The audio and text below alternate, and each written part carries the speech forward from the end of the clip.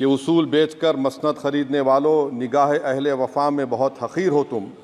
वतन का पास तुम्हें था न होगा कभी, कि अपने हिर्स के बंदे हो, बेज़मीर हो तुम। इज़्ज़त नफ्स किसी शख्स की महफूज नहीं, अब तो अपने ही निगहबानों से डर लगता है। डंके की चोट पे जालिम को बुरा कहता हूँ, मुझे सूली से न जिंदानों से डर लगता है। मोहतरम चेयरमैन साहब, मैं आज इन लोगों की तरफ से बोल रहा हूँ जो दिखते तो हैं, जिनके बारे में बात तो होती है मगर उनकी कोई नहीं सुनता। मैं उनके बारे में बोल रहा हूँ जिनके बारे में वज़ीर आज़म मोदी ने कहा था कि घुसपैठी है। मैं उन बेटियों और माओं के बारे में कह रहा हूँ जिनके बारे में मोदी ने कहा कि ज़्यादा बच्चे पैदा करते। मैं उन मासूम नौजवानों के बारे में कह रहा हूँ जिनको मॉब लिंचिंग के ज़रिए मारा जा रहा है। मैं उन बेज़ुबान माँ और बाप के बारे में बोल रहा हूँ जिनकी औलाद आज इस हुकूमत के गलत कानून के चक्कर में जेलों में सड़ रहे हैं। सर, मैं दस्तूर जब इस ऐवान में बन रहा था, संविधान बन रहा था, तो उस वक्त अलहदा वोटर लिस्ट और इंतखाबी रिजर्वेशन की बात आई, तो उस वक्त के हमारे फाउंडिंग फादर्स ने, हमारे बुजुर्गों ने, दोनों समुदाय के हिंदू और मुसलमानों ने फैसला किया कि हम इस पर राज़ी नहीं होंगे। बल्कि उन्होंने क्या कहा था हमारे फाउंडिंग फादर्स ने, उन्होंने मुखालिफत की थी अलहदा वोटर लिस्ट की और इंतखाबी रिजर्वेशन की। उन्होंने कहा था, I quote sir, it is the duty of majority community to ensure that minorities are elected in the representative numbers.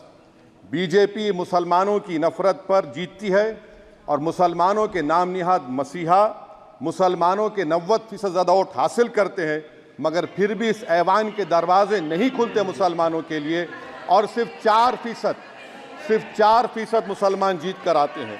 Sir, संविधान सिर्फ एक किताब नहीं है जिसे चूमा जाए, संविधान एक किताब नहीं है जिसे दिखाया जाए, संविधान एक सिंबल भी है, मगर संविधान एक हमारे बुजुर्गों के ख्वाबों की किताब है। हमारे जमहूरियत को हमारे बुजुर्गों ने इस तरह समझा, हमारे फाउंडिंग फादर्स ने इस तरह जमहूरियत को समझा कि इसमें हर समुदाय और मजहब और समाज के मानने वाले लोगों की राय को शामिल किया जाएगा इस मुल्क को चलाने के लिए, मगर इस ऐवान में सिर्फ 4% मुसलमान जीत कर आते हैं। मैं संविधान से जो मोहब्बत के दावे करते हैं उनसे कहूँगा कि कभी उठाकर पढ़ो कॉन्स्टिट्यूएंट असेंबली डिबेट्स में कि नेहरू ने, H.C. मुखर्जी ने, सरदार हुकुम सिंह ने माइनॉरिटीज़ के बारे में क्या कहा था। सर, वतन अजीज़ का मुस्तकबिल कैसा होगा जब बीजेपी मुझे गायब करना चाहती है और दीगर हिज़्ब इख्तिलाफ की पार्टियां के लिए मेरा वजूद सिर्फ वोट डालना और अपनी खबर में जाकर सो जाना है। इसीलिए आप देखते हैं कि समाजी इंसाफ है सर कि 4% मुसलमान जीत कर आते हैं। सर, इस ऐवान में ओबीसी समाज के एमपी अब अपर कास्ट के एमपी के बराबर हो चुके हैं। ओबीसी समाज के एमपी अब अपर कास्ट एमपी के बराबर हो चुके हैं और 14% मुसलमान सिर्फ 4% जीत कर आते हैं। CSDS का डेटा ये बताता है कि इस मुल्क में जो वोट बैंक है, जो एक मुश्त वोट डालता है, वो अपर कास्ट का है। मुसलमान का कभी ना वोट बैंक था ना कभी रहेगा। सर, 4 जून के बाद 6 मुसलमानों की मॉब लिंचिंग हुई, 11 घरों को मध्य प्रदेश में मोदी के बुलडोजर ने निस्तो नाबूद कर दिया। हिमाचल प्रदेश में एक मुसलमान की एक दुकान को लूट लिया गया और हिज़्ब इख्तिलाफ की पार्टियों की तरफ से सन्नाटा है।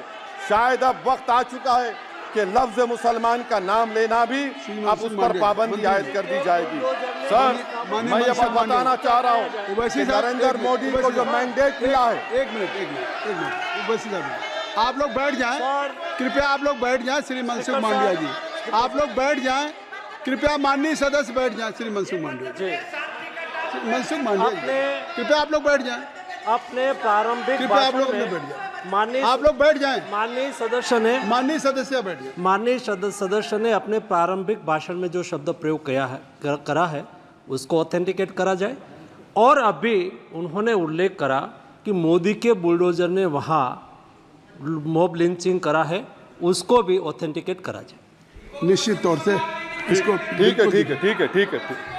ठीक है। उवैसी साहब, जब भी कोई बात नहीं सर, आप चेयर पर बैठे हैं जी, इसलिए आप मंत्री जी को पेट में दर्द हुआ, माशाल्लाह, शुक्रिया उनका। नहीं, तो सर मैं मंत्री की जवाबदेही है अरे नहीं, मंत्री इससे बुरी बात क्या है? पेट में दर्द हो सकता है, वो दर्द ये सब ठीक। अच्छा, दर्द हुआ, चलिए दर्द हुआ, दिल का दर्द हुआ।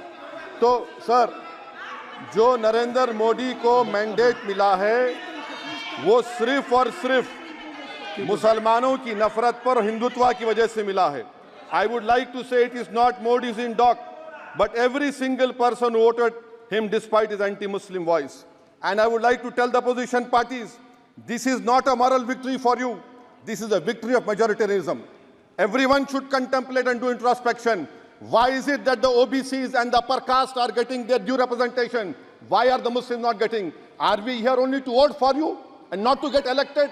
If that is the case, please tell us that we are only here to vote for you. Sir, आज भारत के आधे नौजवान बेरोजगार हैं और रोजगार की तालाश, बेरोजगारी का आलम यह है सर कि मोदी सरकार के 5 साल में 75 लाख एस्पिरेंट्स की जिंदगी बर्बाद हो गई, 6 पेपर लीक हुआ।